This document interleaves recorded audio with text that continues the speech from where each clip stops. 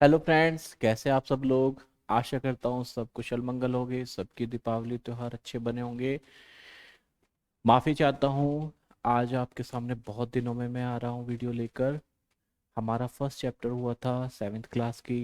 NCERT history चल रही है, हमारे अतीत सेकंड, जिसमें हमने फर्स्ट चैप्टर कर लिया था। अब हमें इस चैप्टर सेकंड को देखना है। और हमारा जो सेकंड चैप्टर है वो है नए राजा और उनके राज्य, यानी कि Kings, new Kings and kingdoms. ये टॉपिक आपको बताता है कि 7वीं सदी से लेकर 12वीं सदी तक भारत में राजनीतिक परिवर्तन किस प्रकार से देखने को आपको मिलते हैं। ये जो गोरी का अटैक हुआ, गोरी के अटैक से पहले यानी कि दिल्ली सल्तनत के बनने से पहले भारत में क्या राज्य परिवर्तन आए हर्ष के बाद, और दिल्ली सल्तनत से पहले क्या परिवर्तन थे, राजनीतिक परिवर्तन, वो सब आपको इन टॉपिक्स में देखने को मिलते हैं।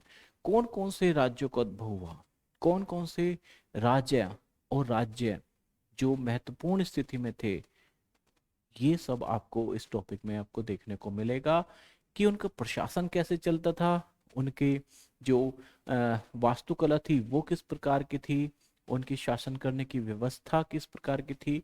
ये आपको इस चैप्टर में देखने को मिलेगा। तो आइए शुरू करते हैं। सबसे पहले हम इसमें देखते हैं क्या कि 7वीं शताब्दी के बाद जो राजवंश है उनको इस मैप में एनसीईआरटी ने बहुत अच्छे से दिखाया है। और मैं इसको थोड़ा सा दिखाना चाहूंगा कि ऊपर आप देखिए कश्मीर है, सायस है, लेकिन आप ये यहाँ पर देखेंगे कि ये जो बाउंड्रीज हैं, ये बाउंड्रीज बनाई गई हैं उस समय के जो संस्थापक हैं पर, जो बाउंड्रीज बनाई गई है। और ये ऐसा नहीं कि ये बाउंड्रीज परमानेंट थी या परमानेंट कोई जैसे आज भारत पाकिस्तान का बॉर्डर है इस प्रकार से बना हुआ था, नहीं। ये ट्रांसफर होती रहती थी, वे एक दूसरे के क्षेत्रों में अटैक चलता रहता था उस समय। तो कभी बाउंड्री किसी की कम हो गई और किसी की ज्यादा हो गई। उसमें जो तीन आपको दिखाई दे रहे हैं, एक तो आपको दिखाई दे रहे हैं गुर्जर प्रतिहार, आपको एक तो आपको दिखाई दे रहे हैं इसमें कौन, गुर्जर प्रतिहार। ये जो गुर्जर प्रतिहार राजवंश है, इसका जो सेंटर पॉइंट था वो है कन्नौज। आपको कन्नौज दिखाई दिया, आपको एक साम्राज्य दिखाई दिया गुर्जर प्रतिहार, आपको एक साम्राज्य दिखाई दिया पाल, पाल वंश। ठीक है, ये पाल एक राजवंश था। आपको दिखाई दे रहा है राष्ट्रकूट। राष्ट्रकूट, गुर्जर प्रतिहार और पाल उस समय की बड़ी शक्तियां थी। और कन्नौज पर अधिकार पाने के लिए इनमें युद्ध होते थे। और उन इन तीनों के जो युद्ध होते थे, त्रिपक्षीय युद्ध होते थे, उसको कहा गया त्रिपक्षीय युद्ध। तो इसमें क्या होता था कि कभी जो पाल होते थे वो कन्नौज पर अटैक कर लेते थे, कभी गुर्जर प्रतिहार कन्नौज को रिलीज कर लेते थे, और कभी राष्ट्रकूट इनको इन पर अटैक कर देते थे। तो इस प्रकार से इनकी जो बाउंड्रीज थी वो समय के साथ घटती और बढ़ती रहती थी। और उस समय का ये जो संघर्ष था ये कहलाने लगा त्रिपक्षीय संघर्ष। ठीक है। अब सबसे पहले तो मैं, मेरा यहाँ पर आपको बताने का उद्देश्य ये है कि आप सबसे पहले पहचाने कि वह उस समय कौन कौन से प्रमुख राजवंश भारत में राज्य स्थापित कर रहे थे। एक तो आपको हमने बता दिया, तीन तो हो ही गए, एक तो गुर्जर प्रतिहार हुआ, एक पाल हुआ, एक हुआ आपका राष्ट्रकूट। इसमें और भी थे। एक चहमान है, चहमान जो दिल्ली और अजमेर के आसपास के एरिया में रहते थे, चहमान, जो बाद में चौहान कहलाने लगे। उसके बाद आप देखेंगे, उसके बाद आप देखेंगे क्या कि यहाँ आपको परिवर्तन दिखाई देगा। और इसमें आप देखेंगे एक और है चोल, ये चोल है। ठीक, चोल है, राष्ट्रकूट है, गुर्जर प्रतिहार हुए, पाल वंश हुए, चहमान हुए, है ना। तो आपको ये दिखाई दे रहे हैं, ये प्रमुख राजवंश है उस समय के। इसके बाद आप जब यहाँ पर आएंगे, आप देखेंगे कि यहाँ जो सबसे प्रमुख शक्ति उभर कर आती है, जो राष्ट्रकूट है या चोल है या गुर्जर प्रतिहार है या पाल है, इस त्रिपक्षीय संघर्ष में इनको बहुत ही ज्यादा आर्थिक, सामाजिक और राजनीतिक नुकसान हुआ। किसी को फायदा नहीं हुआ इस त्रिपक्षीय लड़ाई में, तीनों को नुकसान हुआ। लेकिन उसके बाद इस स्थिति ने भारत में क्या परिवर्तन लाए, वो सब भी हम इसमें देखेंगे। तो हम देखते हैं। सबसे पहले एक बार मैं आपको ब्रीफ कर दूं कि हम इस चैप्टर में क्या देखने जा रहे हैं। हम इस चैप्टर में देखने जा रहे हैं हम इस चैप्टर में देखने जा रहे हैं क्या, सबसे पहले तो इसमें आप ये देख लीजिए कौन कौन से आपने मैप में देखे। एक तो देखा आपने गुर्जर प्रतिहार, पाल वंश, राष्ट्रकूट वंश, चोल वंश और चहमान वंश। हम इसमें फिर दूसरा देख रहे हैं, फिर हम इसमें देख रहे हैं कि हमने देखना है कि ये जो नए राज्य हैं, इन राजवंशों का उदय कैसे हुआ। हमने देखा कि कौन कौन से राज्य थे, कौन कौन से राजवंश उदय हुए, लेकिन ये कैसे उदय हुए, अब इस पर हम इसमें सबसे पहले ब्रीफ करेंगे। दूसरा हम ब्रीफ करेंगे कि इन राज्यों के प्रशासन कैसे चलते थे, इन राज्यों के प्रशासन कैसे चलते थे। अब हम इसमें ये देखेंगे कि इन राज्यों के प्रशासन कैसे चलते थे, ठीक, इनको उदय कैसे हुआ ये देखना है। फिर हम देखेंगे कि इनकी जो प्रशस्तियां थी, आपने पिछले चैप्टर में भी देखा होगा कि जो समुद्रगुप्त की प्रशस्तियां थी, और प्रशस्तियां क्या होती थी, प्रशस्तियां होती थी कि इन राजवंशों के बारे में इनकी जो विशेषताएं हैं वो बताते थे। और कौन बताते, ब्राह्मण विद्वान बताते थे। और उनके बदले में उनको भूमिदान मिलती थी, उनके बदले में उन्हें पद मिलते थे, ठीक। तो ये प्रशस्तियां भी आप देखेंगे, यहाँ पर प्रशस्तियां देखेंगे। फिर आप देखिए भूमि अनुदान। ये भूमि अनुदान क्या है, जैसे आपने सातवाहनों का देखा, सातवाहनों ने भूमि को अनुदान किया, ठीक। इस प्रकार वो चीजें अब यहाँ पर आकर और भी ज्यादा बड़े रूप में आपको देखने को मिलेगी। फिर आप देखेंगे कि यहाँ पर युद्ध बहुत होते थे, और युद्ध के कारण क्या थे, युद्ध के कारण थे धन को लूटना। युद्ध के कारण क्या थे, धन को लूटना, या उस किसी के क्षेत्र, अपने क्षेत्र का विस्तार करना, और या फिर मुख्य व्यापारिक मार्गों पर नियंत्रण करना। ये युद्ध के उद्देश्य होते थे। और इन युद्धों में बहुत संसाधन का यूज होता था, और उन संसाधन की पूर्ति वो कहाँ से करते थे, धन लूट कर करते थे, या क्षेत्र का विस्तार करके करते थे जहां से वो लगान प्राप्त करते थे, या फिर मुख्य व्यापारिक मार्गों पर नियंत्रण द्वारा। फिर इसमें सबसे अलग है फिर चोल राज्य। इसमें इस चैप्टर में चोल राज्य को बहुत अलग से दिखाया गया है, इसके बारे में विस्तार से वर्णन किया है। इसमें वर्णन क्या किया है, इसमें बताया है कि चोल राज्य का उद्भव कैसे हुआ। सबसे पहले आप देखेंगे कि उद्भव कैसे हुआ चोल राज्य का। फिर आप देखेंगे उस समय भव्य जो मंदिर है और कांस्य मूर्तियां हैं उनका, उनके बारे में, कौन कौन से मंदिर किस किस ने बनवाए और कांस्य मूर्ति कौन सी थी। फिर आप देखेंगे इसमें कृषि और सिंचाई। आपने देखा कृषि और सिंचाई, उस समय कृषि किस प्रकार से थे, जो कावेरी का इनका डेल्टाई क्षेत्र था वहां पर फिर सिंचाई कैसे करते थे ये लोग, इन्होंने क्या क्या नए परिवर्तन के सिंचाई के लिए, कृषि में फसल कितनी ली जाती थी, और कैसे वनों को काट कर नए क्षेत्रों का विस्तार किया। इस प्रकार से आप देखेंगे कृषि और सिंचाई में। फिर आप देखेंगे भूमि के प्रकार। आप इसमें देखेंगे कि इन्होंने भूमि का वर्गीकरण किस प्रकार से किया था। ये जैसे आप सपोज करो, इन्होंने भूमि को, कोई सिंचित भूमि है, कोई असिंचित है, कोई बंजर है, कोई ब्राह्मणों को दान की हुई है, कोई है ना, इस प्रकार से भूमि के इनके प्रकार थे। फिर आप इसमें देखेंगे प्रशासन। चोलों का प्रशासन अपने आप में ही बहुत बड़ा एक क्या है, माइलस्टोन है भारतीय इतिहास में। आप इसमें यह भी देखेंगे कि कैसे यहाँ पर स्थानीय प्रशासन का बहुत अच्छा रोल होता था। स्थानीय प्रशासन का चोलों के प्रशासन में बड़ा अच्छा रोल होता था। और ये जो प्रशासन है इसके बारे में हम पढ़ेंगे। और याद रखना, ये प्रशासन तो यूपीएससी के मेंस में भी पूछा गया है, प्री में भी पूछा गया है, यूपीपीसीएस के मेंस में पूछा गया है, और प्री में पूछा गया है, अदर स्टेट में भी ये पीसीएस में पूछे जाते हैं। नेक्स्ट आप देखेंगे क्या, कि अब हम सबसे पहले देखेंगे कि इनका जो नए राज्य हैं ये कौन से नए राज्य हैं। आपने देख लिया, गुर्जर प्रतिहार है, पाल वंश है, आपने देख लिया क्या कि राष्ट्रकूट हैं, चहमान है ना, और चोल हैं, ये मुख्य उस समय के राजवंश थे। अब हमें देखना है कि इनका उदय कैसे हुआ। सबसे पहले हम एक बार मैप में देख लेते हैं कि कौन कहाँ पर स्थित है। देखिए चोल जो है साउथ में, चोल कहाँ है, बिल्कुल साउथ में स्थित है। ये देखिए चोल साउथ में स्थित है, राष्ट्रकूट के पास ये वाला एरिया है ना। फिर गुजर प्रतिहार नॉर्थ में है, ये दक्कन वाले में राष्ट्रकूट है, दक्षिण में चोल है, उत्तर में गुजर प्रतिहार और चहमान, चहमान बाद में आता है, और ये बंगाल में जो आज के बांग्लादेश है और भारत का पश्चिम बंगाल है उस एरिया में आप पाल वंश को देख सकते हैं। इसके बाद हमने ये राज्यों की पहचान तो कर ली कौन कहाँ पर है। अब हम देखेंगे क्या कि ये इनका उद्भव हुआ कैसे, इनका उदय कैसे हुआ। देखिए कि मूर्ति दिखाई गई है, चित्र दिखाई गए है एलोरा की गुफा नंबर 15। इसमें भगवान विष्णु का नरसिंह अवतार बताया गया है।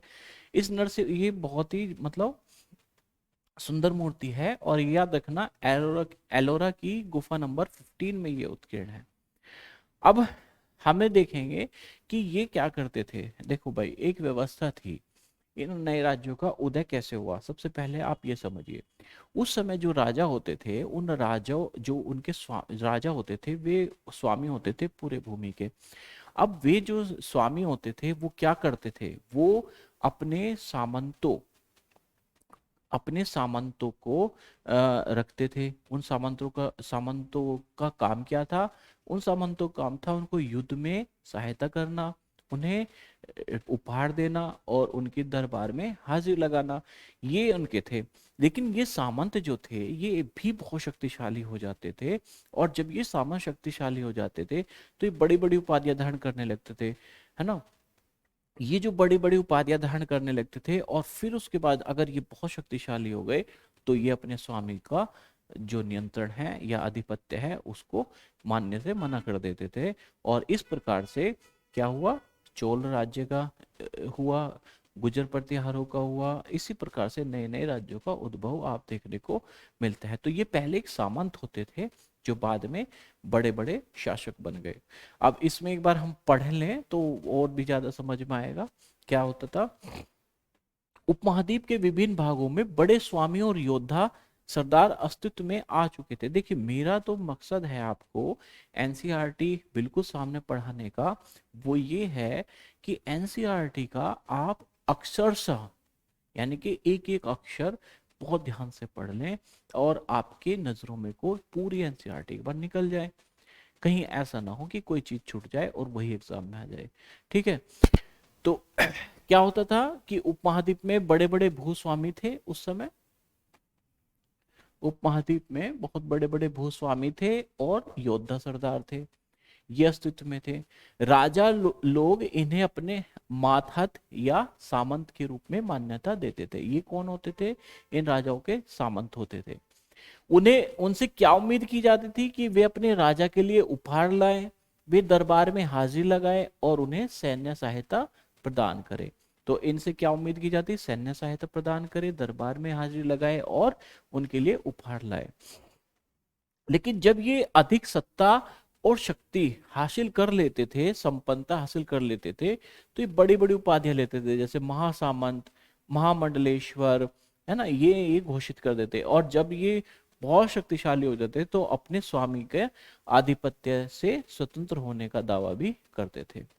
इसका एक उदाहरण इसी में दिया गया है। क्या उदाहरण दिया गया है कि जो दक्कन में राष्ट्रकूट थे, राष्ट्रकूटों के जो संस्थापक थे कौन थे, दंतीदुर्ग। दंतीदुर्ग क्या थे, सामंत थे किसके, ये चालुक्यों के सामंत थे। अब जब ये चालुक्यों के सामंत थे तो ये पहले इनके स्वामी कौन होते थे, चालुक्य। अब ये दंतीदुर्ग ने क्या किया, अपने आप को मुक्त कर दिया चालुक्यों के पास से, और उन्हें हराया भी, और चालुक्यों को हराया भी। और हिरण्यगर्भ अनुष्ठान का भी आयोजन किया। हिरण्यगर्भ अनुष्ठान का आयोजन ऐसे होता था कि अगर हिरण्यगर्भ ये अनुष्ठान ब्राह्मण करते थे तो जो क्षत्रिय कुल में जन्म भी न लिया हो उसको भी क्षत्रियत्व प्राप्त कर दिया जाता था, उसको भी क्षत्रिय मान लिया जाता था, और वे अपना क्या करते थे, अपने पुराने कर्मों को छोड़कर, अपने जो परंपरागत उनके काम थे उनको छोड़कर शस्त्र धारण करके क्षत्रिय काम भी ले सकते थे। तो ये अनुष्ठान हुआ। फिर आपने देखा कि कुछ सैन्य कौशल के आधार पर भी जो थे वो बन गए। जैसे उसमें गुजर प्रतिहार का जो ये है, जैसे आपके जो कदम है, मयूर शर्मण, और गुजर प्रतिहार के जो है हरिचंद्र, ये ब्राह्मण थे। इन्होंने क्या किया, अपने पेशे को छोड़ दिया, पुराने पेशे को छोड़ दिया, और इन्होंने क्या किया, शस्त्र धारण किया। और जो कदम्ब थे ये तो कर्नाटक में आपको देखे जाते हैं, और जो गुजर प्रतिहार है हरिचंद्र, ये ब्राह्मण थे और ये आपको राजस्थान में देखे जाते हैं। इन्होंने अपने राजस्थान में शासन स्थापित किया। चलिए अब इसमें और आगे बढ़ते हैं। अब ये है कि हमने देख लिया कि उनका उदय कैसे हुआ। आपने भी समझ गए होंगे कि इनका उदय कैसे हुआ। इनका उदय ऐसे हुआ भाई, ये इनके स्वामी होते थे, उन स्वामियों से ये ताकतवर होकर क्या करते थे, जो सामंत होते थे, ये स्वामियों के सामंत अधिक ताकतवर हो जाते थे, और अधिक ताकतवर होने पर ये अपने स्वामी का नियंत्रण छोड़ देते थे, और उससे ये अपने राज्य स्थापित करते थे। और फिर इनका प्रशासन, अब इनका प्रशासन आपने देखा होगा कि ये बड़ी बड़ी उपाधियां धारण करते थे। महाराजा धीराज, यानी कि राजाओं का भी राजा। त्रिभुवन चक्रवर्तीन, त्रिभुवन चक्रवर्तीन मतलब तीन भुवनों का स्वामी, महाराजा धीराज। त्रिभुवन चक्रवर्ती मतलब तीन भुवनों का स्वामी। ये ऐसी उपाधियां धारण तो करते थे, लेकिन ये निरंकुश शासक नहीं थे। ये केंद्रीय सत्ता मजबूत नहीं थी। ये अपनी सत्ता को शेयर करते थे। किसके साथ शेयर करते थे? ऑब्वियसली सामंत, जो बहुत शक्तिशाली थे, ये सामंतों के साथ शेयर करते थे। ये किसान, व्यापारी और ब्राह्मणों के संगठनों के साथ भी अपनी सत्ता को साझेदारी करते थे। तो ये निरंकुश नहीं थे, ये इतने मजबूत नहीं थे। उपाधियां इनकी बड़ी बड़ी है, लेकिन इनकी स्थिति इतनी मजबूत नहीं थी। ये अपनी सत्ता को शेयर करते थे। किसके साथ? सामंतों के साथ, किसान के साथ, व्यापारी और ब्राह्मण संगठनों के साथ ये अपनी सत्ता शेयर करते थे। अब होता क्या था कि इन सभी राज्यों में उत्पादक कौन होते थे भाई? दो होते हैं, एक तो होते हैं उत्पादक, और एक होते हैं उनको प्राप्त करने वाले, उस उत्पादन को प्राप्त करने वाले। उत्पादकों में कौन होता है? उत्पादकों में होता है कारीगर, उत्पादकों में होते हैं किसान, है ना, किसान, पशुपालक, कारीगर। इनसे संसाधन इकट्ठे किए जाते थे, चाहे वो लगान के रूप में हो, चाहे वो इन्हें बाध्य करते हो, है ना, वो किसी भी तरीके से इनसे संसाधन इकट्ठे करते थे। और ये लगान भी वसूले जाते थे इनसे। और जो इनको प्राप्त करते थे वो होते थे भूमि स्वामी। वो प्राप्त करते थे, कहते थे कि जो संसाधन आपने उत्पादन किया है ये इस भूमि से किया है, और उस भूमि के स्वामी है हम, तो हमें आपको लगान देना पड़ेगा, या इसमें से एक हिस्सा आपको देना पड़ेगा। तो उत्पादक भूमि स्वामी को क्या करते थे? अपना एक हिस्सा देते थे। अब जैसे ये कि इन्होंने बॉक्स में उदाहरण दिया है 400 कर, इसमें क्या बताया है? इसमें बताया है कि जो तमिलनाडु में एक चोल वंश में एक अभिलेख मिला, चोल वंश का एक अभिलेख मिला, जिसमें 400 कर संबंधी जो कर सूचक संबंधी शब्द हैं वो मिले हैं, यानी कि 400 तरीके के कर मिले हैं। इसमें ये प्री के लिए बहुत इंपॉर्टेंट है। जैसे इसमें एक है आपका वेट्टी कर, वेट्टी। अब क्वेश्चन पूछा जाता है वेट्टी क्या है? चोल प्रशासन है का कोई हिस्सा है या कर का हिस्सा है? तो आपको पता होना चाहिए जो वेट्टी है वो एक जबरन टैक्स है, मतलब जबरन जो बलात् श्रम है, यानी कि जबरन श्रम कराते थे वो टैक्स के रूप में। तो वो एक टैक्स था, और जिसको कहते हैं जबरन श्रम। सही। दूसरा है कदमाई। कदमाई एक टैक्स होता था, कदमाई, ये भू राजस्व देते थे, कदमाई। ठीक, ये भू राजस्व थे। मकान का छज्जा डालने पर भी कर लगता था, खजूर पर सीढ़ी लगाने पर भी कर लगता था, खजूर के पेड़ पर। पारिवारिक संपत्ति को अपने नाम कराने में भी टैक्स लगता था, है ना। तो ये टैक्स थे उस समय के। तो वो कुल मिलाकर संसाधन इकट्ठे करते थे और उससे राज्य स्थापित होते थे, और वे अपने वित्तीय आधार था उनका, ये बड़े बड़े साम्राज्यों का। तो उनकी जो संसाधन राज व्यवस्था था उसका वित्तीय आधार बनते थे ये संसाधन। और ये मंदिरों को, मंदिर भी बनते थे, मंदिर भी इन्हीं संसाधनों से बनते थे। और जो किले बनते थे या दुर्ग बनते थे वो भी इन्हीं संसाधनों से बनते थे। तो इनका प्रयोग कहाँ होता था? दुर्गों, प्रशासन में, मंदिरों में और दुर्गों को बनाने में। और इन संसाधनों का प्रयोग युद्ध करने में भी होता था। और युद्ध किस लिए किए जाते थे? युद्ध किए जाते थे और धन प्राप्त करने के लिए, है ना। चाहे वो लूट कर प्राप्त हो, दूसरे के शासन में लूट कर प्राप्त हो, चाहे वो अ, दूसरे के क्षेत्र का में विस्तार करके प्राप्त हो, और चाहे वो कैसे व्यापारिक मार्गों पर नियंत्रण प्राप्त करके प्राप्त हो।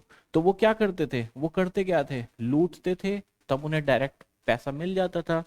वो जमीन पर, जमीन को हथियाते थे दूसरे की, तो वहां से वो कर वसूल लेते थे। और व्यापारिक मार्गों पर नियंत्रण करते थे, तो वहां से व्यापारिक चुंगी के द्वारा वो धन प्राप्त कर लेते थे। अब ये इस पूरे प्रशासन में कुछ पदाधिकारी होते थे जिस प्रशासन को चलाते थे या इन टैक्सों को वसूल करते थे। तो वे कौन होते थे? वो जो होते थे वो बड़े बड़े जो प्रभावशाली परिवार थे उन्हीं में से होते थे। और ये वंशानुगत थे, यानी कि हेरिडिटी थे इनमें। जैसे कोई पिता है अधिकारी तो उसका बेटा अधिकारी बन गया, उसकी जगह ले ली, तो ये वंशानुगत होते थे। और ये प्रशासन में नहीं, सेना में भी ऐसा होता था। प्रशासन के साथ साथ सेना में भी आपको ये देखने को मिलता है कि वंशानुगत गतिविधियां चलती थी। अब सबसे बड़ी बात है कि इसमें राजा के जो निकट संबंधी होते थे वो इन पदों पर होते थे। इन पदों पर कोई साधारण व्यक्ति नहीं बल्कि बहुत ही मुख्य लोग बैठाए जाते थे, और वे राजा के संबंधी होते थे। चलिए आगे बढ़ते हैं। नेक्स्ट है इसमें प्रशस्तियां। प्रशस्तियां और भूमि अनुदान। प्रशस्तियां क्या होती थी? प्रशस्तियां होती थी प्रशंसा, जैसे कि हमने पहले चैप्टर में बताया था। समुद्रगुप्त की जो प्रयाग प्रशस्ति है जिसको हरिशेन ने लिखा है, उसमें प्रशंसा होती थी। राजा के बारे में बढ़ा चढ़ा कर भी बात बता दी जाती थी। वो ऐसा नहीं कि जरूरी हो कि सच हो, बिल्कुल उसमें राजा के जो प्रशंसा थी वो बढ़ा चढ़ा कर भी बता दी जाती थी। और ये प्रशस्तियां हमें, लेकिन ये हमें क्या बताती है? ये बताती है कि राजा अपने आप को कैसा दिखाना चाहता है। राजा वास्तव में हो या ना हो वो बात दूसरी है, लेकिन वो अपने आप को दिखाना कैसे चाहता है। जैसे शूरवीर दिखाना चाहता है अपने आप को, भी बहुत बहादुर है। फिर वो विजेता, विजयी योद्धा के रूप में अपने आप को दिखाना चाहता है। और ये कौन करते थे? ये करते थे विद्वान ब्राह्मण, और वे उनकी प्रशासन में भी मदद करते थे। तो जो विद्वान ब्राह्मण थे यही प्रशस्तियों को लिखते थे, यही राजा की खूबियों को डिनोट करते थे, और फिर यही प्रशासन में भी भागीदारी लेते थे। आपने हरिशेन का उदाहरण देखा समुद्रगुप्त वाले पहले चैप्टर में। अब ये जैसे नागभट्ट की प्रशस्ति है, ये प्रशस्ति है, और आप इसमें देखें कि नागभट्ट ने क्या, नागभट्ट के बारे में क्या है। ये संस्कृत में लिखी गई है और ग्वालियर में पाई गई है। और ये नागभट्ट के कामों को बारे में बताती है। जो प्रतिहार राजा था नागभट्ट, उसके कामों को बताती है। उसके काम क्या क्या थे अब देख ले। क्या है कि उसने आंध्र, सैंधव, विदर्भ और कलिंग के राजा उसके आगे तभी धराशायी हो गए जब वो राजकुमार था। यानी कि जब वो राजकुमार था तभी उसने इन सबको अपने नियंत्रण में ले लिया था। किसको? आंध्र को, सैंधव को, कलिंग को और विदर्भ को। ठीक है, ये तो उसके राजकुमार के समय हो गया। लेकिन जब वो बना तो उसने कन्नौज के शासक चक्र युद्ध को विजित किया। उसने चक्र युद्ध था एक कन्नौज का शासक, उसको विजित किया। और इसने वंग यानी कि बंगाल, अनर्थ यानी कि गुजरात, मालवा यानी कि मध्य प्रदेश, किरात यानी कि वनवासी, तुरुष्क यानी कि तुर्क, वत्स, मत्स्य ये उत्तर भारत में है, और इन राजाओं को इसने पराजित किया। ये इसके बारे में, नागभट्ट के बारे में ग्वालियर अभिलेख में बताया गया है, और ये इसकी ग्वालियर प्रशस्ति है। अब आगे बढ़ते हैं। आगे बढ़ के हम देखते हैं कि ये जो राजा थे ये ब्राह्मणों को भूमि दान से पुरस्कृत करते थे। अब ये पुरस्कृत क्यों करते थे? एक तो आपने देख लिया कि भाई ये इनकी प्रशस्ति करते थे और इनके प्रशासन में भागीदारी थे। और ये जब पुरस्कृत करते थे, अनुदान पुरस्कृत करते थे, और ताम्र पत्रों पर अभिलेख होते थे, और जो भूमि दिए भूमि पाने वाले को दिए जाते थे। जो ताम्र पत्र पर अभिलेख देते थे, और किसको देते थे? जो भूमि जिसको दान दी गई है, ठीक, ब्राह्मणों को। अब ये दिखाया गया है इसमें, क्या है, ये एक चित्र दिखाया गया। इसमें बताया गया कि ये जो ताम्रपत्र है, इस ताम्रपत्र में सारी कंडीशंस लिख देते थे, उन्हें क्या अधिकार हासिल है, उनकी सीमा कहाँ तक है, और उनसे वे कौन कौन से कर कलेक्ट कर सकते हैं, और उसके बदले में वे राज्य को क्या दे सकते हैं और क्या नहीं दे सकते। ये सब के सब पूरा का पूरा विस्तार से ताम्रपत्रों में वर्णन होता था। जैसे आज के डॉक्यूमेंट्स होते हैं, वो उस समय के डॉक्यूमेंट्स यही थे। इसमें क्या है कि थोड़ा संस्कृत और थोड़ा तमिल में लिखा हुआ है, और ये 9वीं सदी का है, और इसमें भूमि अनुदान का उल्लेख है। और जिन कड़ियों से ये पत्र जुड़े हुए हैं उन पर राजसी मोहर लगी है, और इन पर ऐसा नहीं कि ये ऐसे लिखे, इन पर राजसी मोहर भी लगी है, और यह बताते हैं कि ये एक प्रमाणिक ऑथेंटिक दस्तावेज है। ठीक, नेक्स्ट बढ़ते हैं। अब जो है भूमि के साथ अब क्या क्या दिया जाता था, ये एक चोलों का भूमि दान का जो अभिलेख है, ये है वो। उसमें बताया गया है कि ये भूमि दान के साथ क्या क्या गया था। ये पूरा का पूरा जितना भी वहां पर संसाधन होते थे, उन सब का उल्लेख इसमें होता था, चाहे वो एक पेड़ ही क्यों ना हो, उसका भी उल्लेख होता था। और ये सब बताया था कि ये सब उसको दान दिए गए हैं, और उसके ये सब क्या है, अधिकार है। अब 12वीं सदी में एक बहुत ही उल्लेखित चीज है कि कल्हण ने राजतरंगिणी लिखी थी। कल्हण एक ब्राह्मण थे, कश्मीरी पंडित थे, और उन्होंने राजतरंगिणी एक किताब लिखी थी, जो पूरी भारत की पहली ऑथेंटिक ऐतिहासिक किताब आप उसको मान सकते हैं। उसमें कश्मीर के जो राजा हैं उनके बारे में लिखा है, उनकी नीतियों के बारे में लिखा है। और ऐसा नहीं कि उनकी सिर्फ प्रशस्ति बढ़ाइयां की गई है, बल्कि ये आलोचनात्मक दृष्टिकोण को अपनाते थे कल्हण। और इनकी विशेषता थी कि ये आलोचनात्मक दृष्टिकोण को अपनाते थे, और इनके स्रोत जो थे बड़े ऑथेंटिक स्रोत थे। इनके स्रोत क्या थे उस समय? इन जो वृतांत लिखे, जो शिलालेख हैं, इनके स्रोत क्या होते थे? वो शिलालेखों को स्रोत मानते थे, है ना। ये प्रत्यक्षदर्शी वर्णनों को और पहले के इतिहास समेत अनेक तरह के स्रोतों का प्रयोग करते थे, और ये आलोचनात्मक दृष्टिकोण अपनाते थे, ना कि आंख मिचकर उसकी सिर्फ बड़ाई बड़ाई करते रहे। और इसलिए असाधारण है, इसीलिए ग्रंथ असाधारण है। कौन सा है? राजतरंगिणी। इसमें लिखा नहीं हुआ है, उसका नाम है वैसे राजतरंगिणी। ये राजतरंगिणी जो है ये किताब का नाम है, और ये कल्हड़ ने लिखी है, और ये उस समय भारत का सबसे पहला ऑथेंटिक ऐतिहासिक ग्रंथ भी माना जाता है। अब ये युद्ध किस लिए करते थे भाई? अब इसमें इस हेडिंग में यही बताया गया है कि ये युद्ध किस लिए करते थे। आपने देखा होगा कि ये एक दूसरे के क्षेत्र को जीतना चाहते थे। जैसे कन्नौज एक क्षेत्र था, कन्नौज एक शहर था, प्रमुख शहर था उस समय का। उस पर एक दूसरे के क्षेत्रों पर नियंत्रण करना इनका उद्देश्य होता था।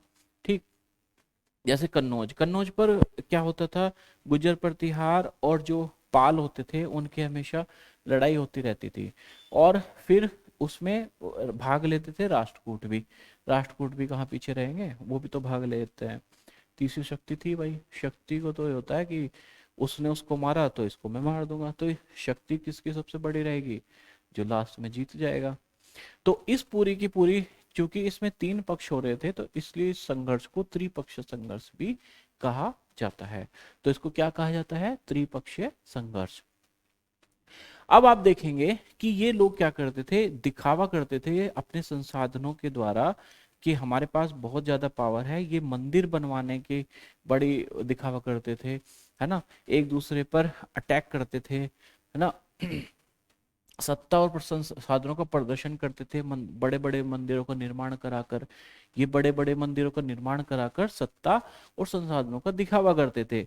ये युद्ध एक दूसरे के राज्यों पर आक्रमण करते थे तो मंदिरों को भी अपना निशाना बनाते थे और कभी कभी बहुत अधिक संपन्न होते थे। जैसे उदाहरण के रूप में आप देख सकते हैं इसमें जो महमूद गजनवी, महमूद गजनवी जो भारत में मंदिरों को लूटता था, वो धन लूटने के लिए मंदिरों को लूटता था और इसलिए वो भारत में आता था। आपने समझा होगा, सुना होगा कि इसने 17 बार आक्रमण किया भारत पर, 17 बार इसने आक्रमण किया भारत पर। और ये इसने सोमनाथ का मंदिर भी लूटा। ये अफगानिस्तान में गजनी शहर है, वहां से वहां इसका राज्य था। आज भी है, गजनी एक राज्य है अफगानिस्तान का। वहां पर जो ये लूटकर सामान धन लेकर गया, उसने उसका प्रयोग कहाँ किया? मध्य एशिया में अपने साम्राज्य का विस्तार करने में। इसने क्या किया? इसने गजनी में बहुत अच्छा भव्य नगर बनाया उस पैसे से। तो इतना सब कुछ होता था। और इसका टाइम है कि 997 से 1330 तक इसने शासन किया था। और इसने मध्य एशिया के जो भाग थे, ईरान और मध्य एशिया के भाग और उपमहाद्वीप के उत्तर पश्चिम हिस्से, और ये हर साल यहाँ पर वो करता था, अटैक करता था। जिसमें एक सोमनाथ का मंदिर जो गुजरात में है उसको इसने लूटा था और वहां से बहुत धन ले गया। और इसने गजनी में एक वैभवशाली राजधानी का निर्माण में उसको खर्च कर दिया। अब ये क्या करता था? ये ऐसा नहीं कि बस मंदिर लूटा था, बल्कि ये वहां जिस एरिया में जाता था वहां के बारे में कुछ जानना भी चाहता था। तो वहां पर जानने के लिए, जैसे ही भारत में आया, इसने भारत में अटैक करे, तो ये भारत को जानना भी चाहता था भौगोलिक और सांस्कृतिक रूप से। तो इसने एक विद्वान को लाया, उसका नाम था अल बरूनी। अल बरूनी एक विद्वान था जो इसी के साथ आया और उसने किताब लिखी, किताब उल हिंद। उसने किताब लिखी किताब उल हिंद, ये अल बरूनी है। और अल बरूनी किताब का नाम है किताब उल हिंद। और ये आज भी बहुत महत्वपूर्ण स्रोत माना जाता है उस समय के इतिहासकारों के लिए। ठीक। और अल बरूनी ने इसे तैयार करने के लिए संस्कृत विद्वानों से भी परामर्श किया है। ऐसा नहीं कि इसने अपने मन से लिख दिया, इसने संस्कृत विद्वानों से भी परामर्श किया था। अब जो दूसरे थे राजा, उसमें चहमान भी थे जो लड़ाइयाँ लड़ते थे। और वे दिल्ली और अजमेर के आसपास के एरिया में रहते थे। और ये अपना पश्चिम और पूर्व में विस्तार चाहते थे। और इसने गुजरात के जो चालुक्य थे और उत्तर पश्चिम के जो गहडवाल थे, इनसे इनका संघर्ष हुआ था। किसका? चहमानों का, जो कि बाद में चौहान कहलाए। तो ये इनका संघर्ष किससे हुआ? इनका संघर्ष हुआ गहडवालों से, इनका संघर्ष हुआ किससे? ये क्या नाम इसका, चालुक्यों से, जो गुजरात के चालुक्य थे। चहमानों का जो सबसे प्रसिद्ध राजा था वो था पृथ्वीराज थर्ड। पृथ्वीराज थर्ड, जिसकी लड़ाई गौरी से हुई थी, जिसको आप पृथ्वीराज चौहान के नाम से भी जानते हैं, वो है पृथ्वीराज थर्ड। और इसका शासन पीरियड है 1168 से 1192। और इसने सुल्तान गोरी को जो 1191 में हरा दिया था। जो पहला तराइन का युद्ध हुआ था, तराइन इसको बोलते हैं तराइन वार, तराइन, तराइन युद्ध, तराइन युद्ध प्रथम। ये जो तराइन युद्ध प्रथम हुआ था, ये 1191 में हुआ था। और ये गोरी को हरा दिया था किसने? पृथ्वीराज चौहान ने। लेकिन जब अगले ही साल गोरी फिर दोबारा आया और 1192 में पृथ्वीराज चौहान की हार हुई गोरी के हाथों। और वहीं से भारत का जो इतिहास था वो बदलना शुरू हो गया और ये युग परिवर्तनकारी सिद्ध हुआ। अब ये तो आपने पढ़ लिया जो नॉर्थ में त्रिपक्षीय संघर्ष चल रहा था, या वहां पर जो राज्य स्थापित थे।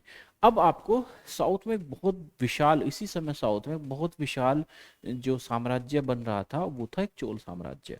चोल साम्राज्य भी सामंत थे पहले, और ये सामंत थे और ये सामंत ही शक्तिशाली हुए और आगे चलकर इन्होंने बहुत बड़ा राज्य स्थापित किया, जिसका विस्तार आपको समुद्र में भी देखने को, बंगाल की खाड़ी में, दक्षिण पूर्व एशिया तक देखने में, श्रीलंका तक देखने में आपको मिलता है। ये इनका साम्राज्य था, ये मैप में दिखाया गया है ये। और ये ऐसा ऐसा नहीं कि ये बाउंड्री फिक्स थी। ये जो बाउंड्री है आप देख रहे हैं, ये परिवर्तनकारी थी, मतलब कभी घटती बढ़ती रहती थी। और इसमें जो उरेयूर है और तंजावुर है, आप इसको भी देख लें, उरेयूर और तंजावुर को। तो इसमें हम देखते हैं कि जो चोल हैं वो आपको लगभग इनका प्रभाव इतना आपको दिखाई देता है मैप के द्वारा। ये जो श्रीलंका है इसको भी विजय प्राप्त कर लेते हैं। ये बंगाल की खाड़ी तो बिल्कुल चोल की खाड़ी ही बन गया था। और दक्षिण पूर्व एशिया में भी आप इनको देखते हैं। तो चोलों के बारे में मैं दूसरी वीडियो बनाता हूं। आप दूसरी वीडियो में चोल के बारे में मैं आपको विस्तार से बताऊंगा। इसको यहीं तक रखिए, धन्यवाद। और हाँ, चैनल को प्लीज लाइक शेयर सब्सक्राइब कर दें। एक तो सब्सक्राइबर बहुत कम हो रहे हैं, प्लीज जो भी वीडियो देखें वो सब्सक्राइब जरूर कर दें। और व्यूज सॉरी लाइक्स बहुत कम आ रहे हैं, तो प्लीज ऐसा कीजिए, लाइक्स कर दीजिए, सब्सक्राइब कर दीजिए, धन्यवाद।